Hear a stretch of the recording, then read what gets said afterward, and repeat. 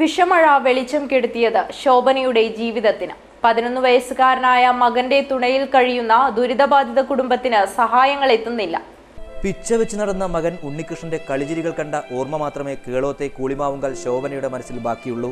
ഞരമ്പിന്റെ ശേഷിക്കുറവ് മൂലം കാഴ്ച മങ്ങിയതോടെ മകനും മകന്റെ കളികളും പിന്നീട് ഒരിക്കലും തിരിച്ചെത്താതെ ശോഭനയുടെ കണ്ണിൽ നിന്നും മാഞ്ഞുപോയി. മകന് 3 മാസം പ്രായമുള്ളപ്പോൾ ഭർത്താവും ഉപേക്ഷിച്ചു പോയതോടെ ശോഭനയും മകൻ ഉണ്ണികൃഷ്ണനും ജീവിതത്തിൽ തനിച്ചായി.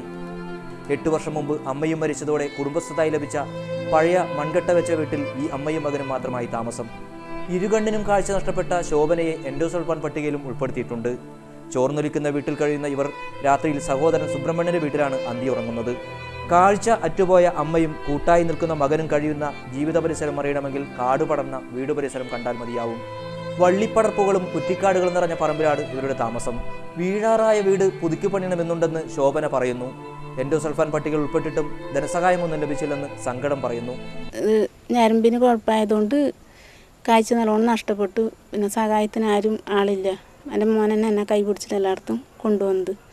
പിന്നെ വീട് പൊളിഞ്ഞു പോകാനായി, അത് കെട്ടാനും ഒരു നിവൃത്തിയില്ല. അപ്പോൾ എനിക്ക് അടർന്നു വീണ് തുടങ്ങിയ മൺകട്ടകളും ചോർന്നൊലിക്കുന്ന മേൽക്കൂരയ്ക്കും കീഴെ അമ്മയ്ക്ക് തണലായി ഉണ്ണികൃഷ്ണൻ കൂട്ടിരിക്കും. കളിച്ചു നടക്കേണ്ട ബാല്യത്തിൽ തന്നെ ഗൗരവമേറിയ കാര്യങ്ങൾ ചെയ്തു തീർക്കാനുണ്ട്. അമ്മയോടൊപ്പം തുണിയലക്കാൻ സഹായിക്കണം, പാചകം ചെയ്തു പഠിക്കണം, അങ്ങനെ ഒത്തിരി കാര്യങ്ങൾ. അമ്മയെ കൈപിടിച്ച് നടത്തുന്നുണ്ടെന്ന് ഉണ്ണികൃഷ്ണൻ പറയുന്നു. ദോശ ഉൾപ്പെടെയുള്ളവ ഉണ്ടാക്കാനും അറിയാം. രാവിലെ ചായയെല്ലാം വെച്ചുകൊടുക്കും, അമ്മയുടെ കയ്യെല്ലാം പിടിച്ച് പോകുന്നു. കാനങ്ങടെ അവിടെ പോകണമെങ്കിൽ അമ്മയുടെ കൈ എടുക്കാതെ നമുക്ക് പോകാൻ പറ്റില്ല. രാവണീശ്വരം ഹയർ സെക്കൻഡറി സ്കൂളിലെ 7ാം തരം വിദ്യാർത്ഥിയാണ് ഉണ്ണികൃഷ്ണൻ.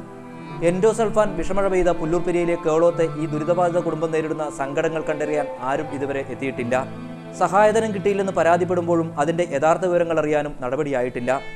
മാസം തോറും ലഭിക്കുന്ന ആശ്വാസനം മാത്രമാണ് ഇവരുടെ ജീവിതം മുന്നോട്ട് കൊണ്ടുപോകുന്നത്.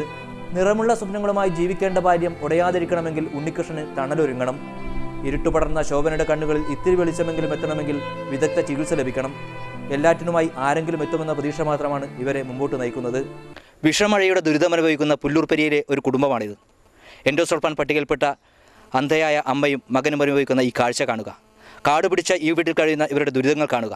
സർക്കാരും സമൂഹവും കണ്ണു തുറന്ന് കാണേണ്ട കാഴ്ചയാണിത്. ക്യാമറമാൻ ദിനേശനോടൊപ്പം അനിൽ പുളിക്കാൽ, ന്യൂസ് ഡെസ്ക്, കാഞ്ഞങ്ങാട്.